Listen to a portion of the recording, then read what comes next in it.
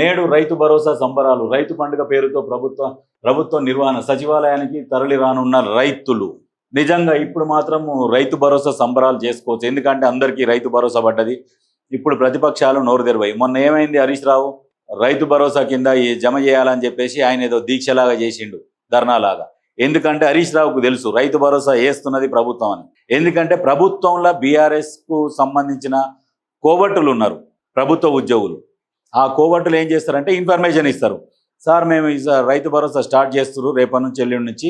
ఇక వాళ్ళు స్టార్ట్ చేసే లోపు మీరు ధర్నా చేస్తే మీకు క్రెడిట్ వస్తుంది, మీకు పేరు వస్తుంది, మీరు ధర్నా చేసిన వల్లనే రైతు భరోసా వేసిర్రు అని చెప్పేసి అంటారని చెప్పేసి ఆ విధంగా ఈ చిల్లర రాజకీయాలు చేస్తారన్నట్టు. అందుకనే ఇప్పుడు నేను ఇంతకుముందు కూడా చెప్పిన, ఇప్పుడున్న ప్రభుత్వం దగ్గర రాష్ట్రం అప్పుల్లో ఉన్నది. ప్రభుత్వం మెల్లమెల్లగా చేసుకుంటూ పోతుంది.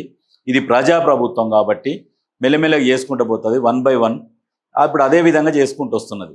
ఏం నష్టం జరుగుతున్నది ఇప్పుడు?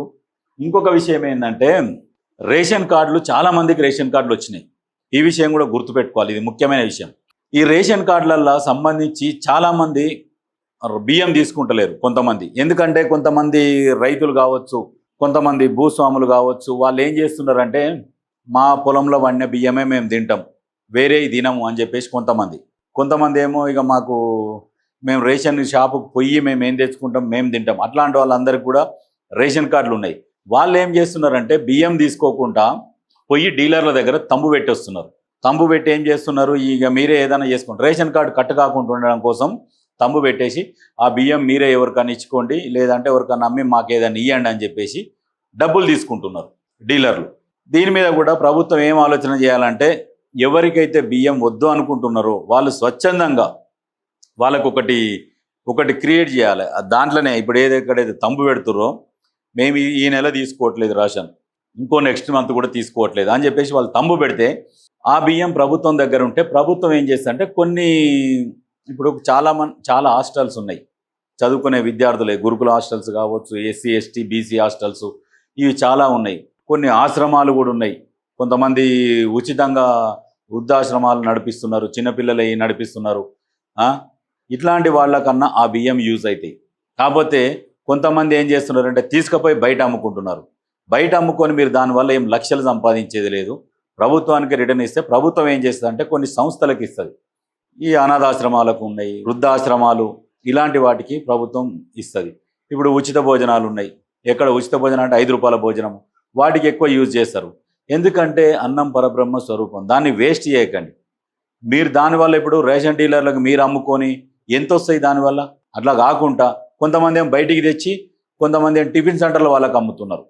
ఇప్పుడు సన్న బియ్యం వస్తున్నాయి, పర్వాలేదు, కొంతమంది తింటున్నారు. కొంతమంది ఏం చేస్తున్నారంటే అదే చెప్పినా కదా, మా పొలంలో అవన్నీ ఏమేమి తింటాం, మేము సపరేట్గా మా దోస్తు వాళ్ళ దాంట్లో ఉన్నాయి అయ్యే తింటాం, మేము ఇవి అమ్ముకుంటాం అన్న కాన్సెప్ట్లో కొంతమంది ఉన్నారు. వాళ్ళకే చెప్తున్నా, ఇలాంటివి చేయకుండా ప్రభుత్వానికి రిటర్న్ ఇచ్చేసేయండి. తంబు పెట్టండి, ఈ ప్రభుత్వానికి రిటర్న్ ఇస్తున్నాం అన్నట్టుగా దానికి ఒకటి సిస్టమ్ క్రియేట్ చేయాలి.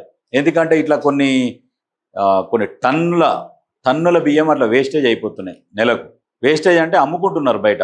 ఈ రకంగా జరగకుండా చూడాలి ప్రభుత్వం. ఇంకొక విషయం ఏంటంటే ప్రభుత్వంలో ఉద్యోగులు ఉన్నారు. ప్రభుత్వంలో ఉద్యోగులు ఏం చేస్తున్నారంటే ప్రభుత్వానికి సహకరిస్తలేరు. ప్రభుత్వానికి సహకరించకుండా గత ప్రభుత్వంతోని కుమ్మక్కైపోయి కొన్ని పనులు చేయాల్సినవి కూడా పెండింగ్ పెడుతున్నారు. పెండింగ్ పెట్టి ఏంటంటే ఇప్పుడు కొంతమంది పోతున్నారు పేదలు, కొంతమంది వాళ్ళ దగ్గరకు పోయి ఆఫీసర్ల దగ్గరకు పోయి సార్ మా ఫైల్ ఏమైందంటే అది కాదు ఇప్పుడు జరగదు అని చెప్తున్నారు. అదే గత ప్రభుత్వంలో సంబంధించిన వాళ్ళు ఎవరైనా పోతే వాళ్ళకు పనులు చేస్తున్నారు.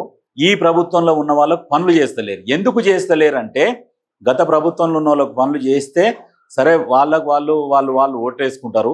ఇప్పుడు ఈ ప్రభుత్వానికి సానుభూతి పరులుగా ఉన్న వాళ్ళకు పని చేయకుండా ఏమవుతుందంటే ఈ ప్రభుత్వానికి వ్యతిరేకంగా మారిపోతారు వీళ్ళంతా. ఈ ప్రజలని ప్రభుత్వానికి యాంటీగా మార్చడానికి ప్రయత్నం చేస్తున్నారు, ఈ కుట్ర బన్నుతున్నారు. ఇదంతా ఏంటంటే ఈ బీఆర్ఎస్ కన్సర్న్లో జరుగుతున్నది. వాళ్ళు నడిపిస్తున్నారు. ప్రతిపక్షాలు ఏం చేస్తున్నారంటే నెక్స్ట్ వచ్చేది మనమే, మీరు జాగ్రత్త పని చేయండి, మనకు సహకరించండి, నెక్స్ట్ మీకు సహకరిస్తాం అనేది ఎట్లా సహకరిస్తారు?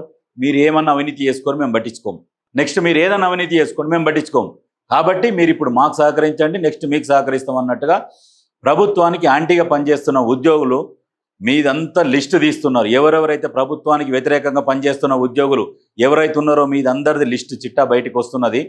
మీరు జాగ్రత్తగా ఒళ్ళు దగ్గర పెట్టుకొని పనిచేయాల్సిన పరిస్థితి ఉన్నది. ఎందుకంటే మీవి ఏవైనా ఈ 6 నెలల మీ అన్ని బయటపడే ఛాన్స్ ఉన్నది. ఎవరెవరు ఏం చేస్తున్నారు, ఎవరెవరు ప్రభుత్వానికి వ్యతిరేకంగా పనిచేస్తున్నారు, వీళ్ళందరూ లిస్టు బయటకు వస్తున్నది. ఒక్కొక్కరు సస్పెండ్ అయ్యే అవకాశాలు ఉన్నాయి. మీరు ఒళ్ళు దగ్గర పెట్టుకొని పనిచేయాలి.